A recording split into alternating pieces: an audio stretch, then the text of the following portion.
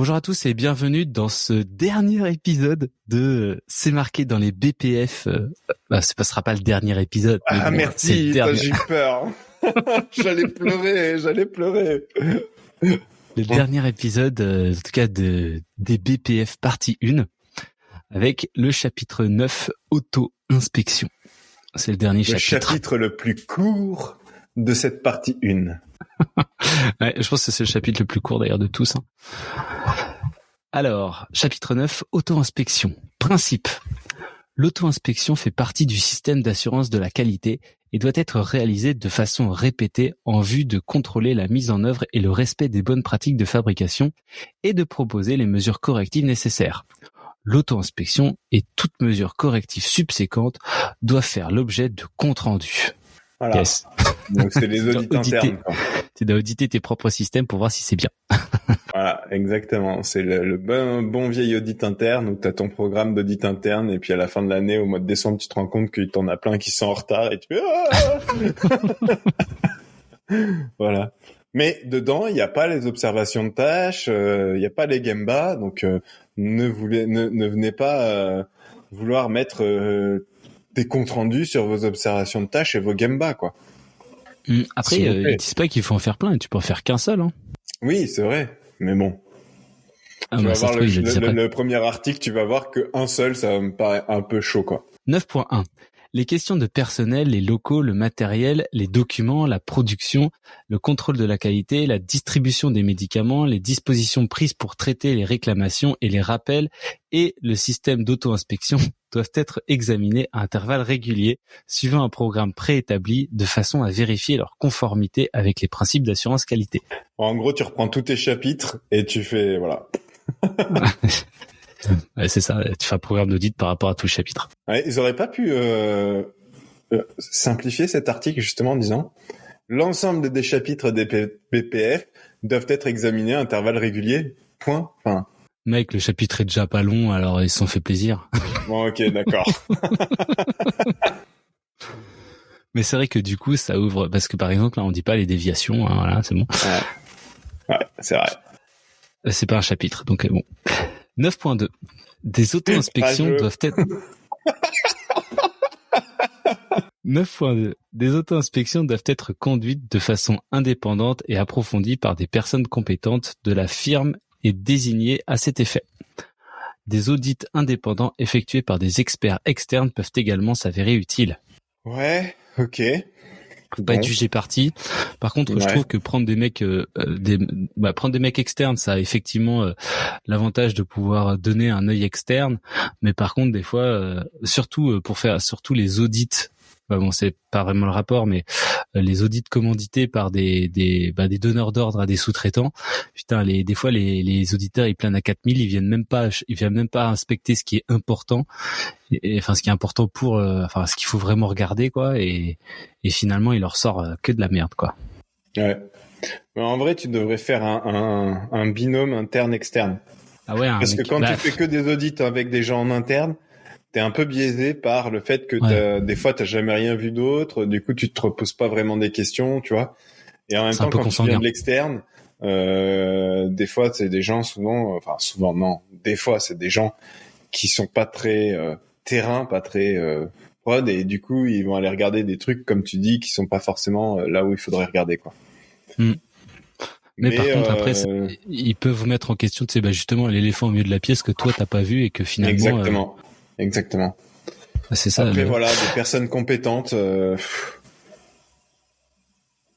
les audits, moi, je sais pas. Franchement, moi, j'ai fait la petite formation d'auditeur. Dans ma formation initiale, j'ai eu un certificat d'auditeur. Bon, c'est pas très compliqué à obtenir, hein. Mais ouais, je trouve que, franchement. Je vais dire les termes, hein. Moi, je suis désolé, mais je trouve que les audits internes, c'est vraiment de la merde. Comme c'est fait. Voilà. C'est pas je sais pas, je trouve que c'est pas pertinent. Je trouve que des fois, c'est trop documentaire. On s'arrête sur des petits détails. On va ouvrir une liste, au Père Noël de CAPA. Et en fait, on priorise pas, on se pose pas les bonnes questions, on prend pas du recul. À chaque fois, hein, après, je dis pas que j'ai vu 100% des sites, hein, mais à chaque fois que je me suis confronté à ce truc-là en interne, j'ai jamais trouvé ça très pertinent. C'est pas que le principe même est pas pertinent, hein, c'est la manière dont on le fait. Ouais, non mais c'est un peu vrai, ouais, parce que la liste des CAPA et tout. Enfin, en fait, tu vas surcharger.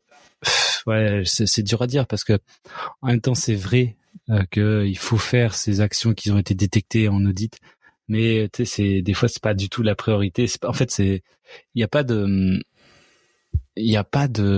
notion d'urgence. Ouais, non, je sais pas, de criticité quoi. En fait, en plus, il y en a une, c'est pas vrai, mais je sais pas, ouais.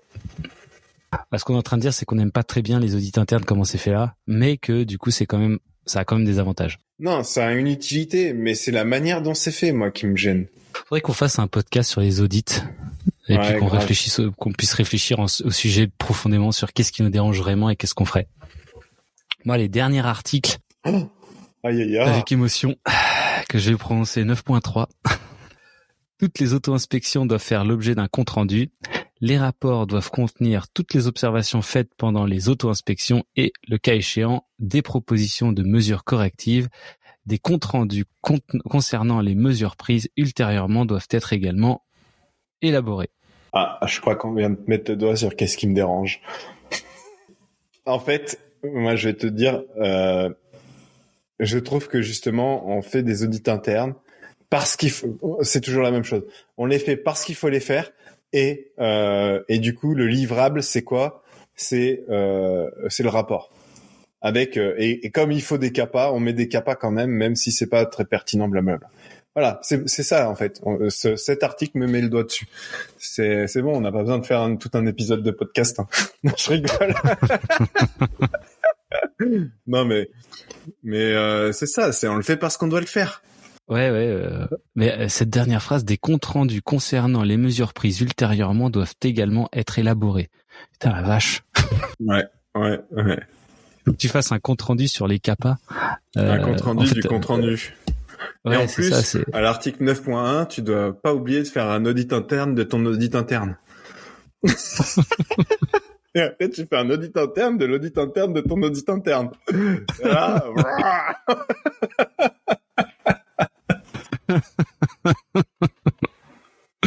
Auditception. On est déjà au troisième niveau d'audit. Il faut qu'on descende plus profond.